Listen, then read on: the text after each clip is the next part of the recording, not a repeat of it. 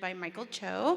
And thank you for giving me some of your time so that I could share about the Germany mission trip that we just came back from a few weeks ago. The purpose of this trip was to serve the many refugees that are seeking asylum in Germany and to give encouragement to the New Life supported missionaries, Pastor David Lee and his wife Eileen.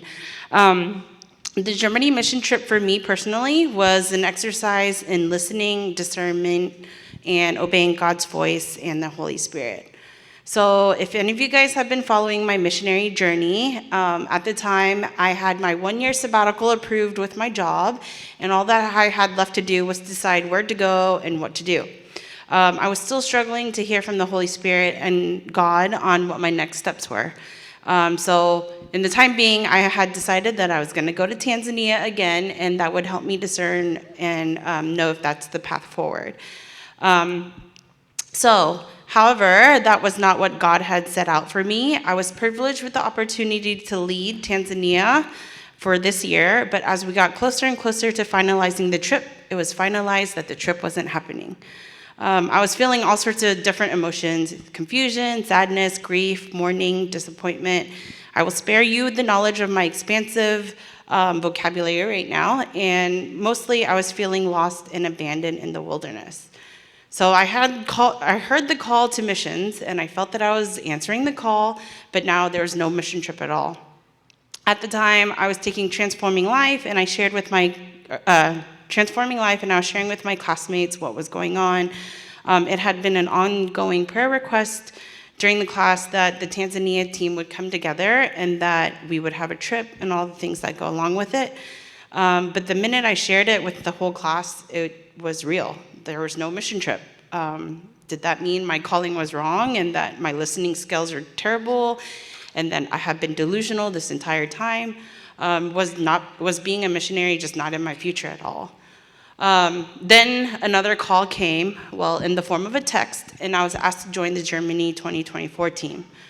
So this is my confession time. I actually had no desire or interest in going to Germany at all, because if I did, I would have signed up during the sign-up period for Germany. But I knew this was a calling, again, from God, and that I had to obey, and I didn't have a reason not to go. There was a need, and then I had already gotten approval from work to go on a short-term mission trip. This was different from my sabbatical.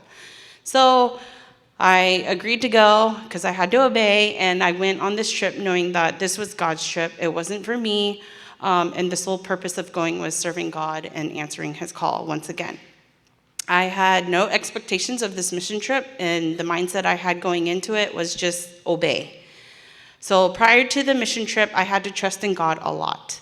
It was a taxing season of my life. I was taking Transforming Life. I was traveling weekly for work. I was training an intern for my absence, and then everything in general at the time in life was, let's just hope for the best, and that was my attitude with life and also with Germany. Planning for the Germany trip was also very different from any other mission trips that I've been on, and I just had to remind myself, obey. So once we had landed in Germany, it was very evident to me that when you obey, it produces joy. So how many of you guys are familiar with the Amazing Race? Yeah? Okay.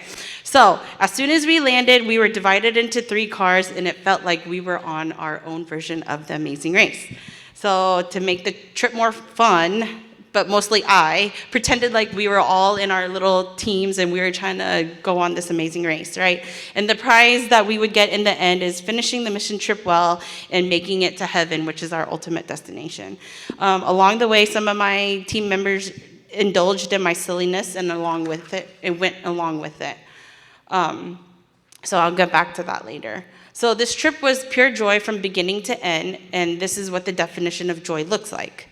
Seeing grown men being bossed around by 5-year-olds and 6-year-old girls, getting to see men that are 5 feet too tall for a seesaw, but going on it and having fun anyway, and then endlessly sliding down a slide for a millionth time just to hear the giggles of a toddler having the ride of her life. It didn't matter in which direction I looked. There's nothing but joy exuding from every child, adult, refugee, and our team. I pictured this is what heaven must be like, right? People from all nations represented all different ages, and what really binds us together is God's love, and that's what makes us one big family. The refugees that we were serving were from all over the world: Venezuela, Ukraine, Iran, Afghanistan, Syria, and Turkey. A lot of the times I was wondering, how did they all get to Germany? During one of the days, Pastor David asked us to introduce ourselves and answer this one question: why are you here, like in Germany? Before the trip, I would have said, I'm here out of obedience. But it was very evident that during the trip, my answer had changed. It had changed to that I was there to share God's love with them. If you have not experienced or received what God's love is, there's no way you can give it or share it with others. And so going back, I just knew that I had to share God's love that I had received with anyone that I crossed paths with. What I experienced on this trip was a different perspective, compassion, pure joy, and community. And I would not have experienced any of this had I not listened, discerned, and obeyed God's voice and calling. Currently, I might have not figured out what my missionary journey looks like from here going forward, but I do know that I have a heart and a passion for serving God, being more like Jesus, and bringing joy to the world. So for those of you who have heard my previous testimonies, or you know a little bit about me, this is my reminder that we are all full-time missionaries. Our mission field is the 3 feet or radius around us, and from time to time, I need to remind myself of that too. As I continue on this journey of mine, I'm back to the listening and discerning phase, but perhaps I could also follow in the footsteps of my old shepherd Abraham and be a long-term, short-term missionary. For those of you who are curious as to who won the Amazing Race Germany edition, Brian and Kathleen both declared me the winner of the trip. But I have to say, I wouldn't have finished this race or finished the trip had it not been for Brian, Kathy, Andre, Chris Jung, David, Clifford, and Jordan, which was my entire Germany team. I did not do it alone. So thank you for letting me share what God's doing in my life, but not only mine, but those in Germany. So, thank you.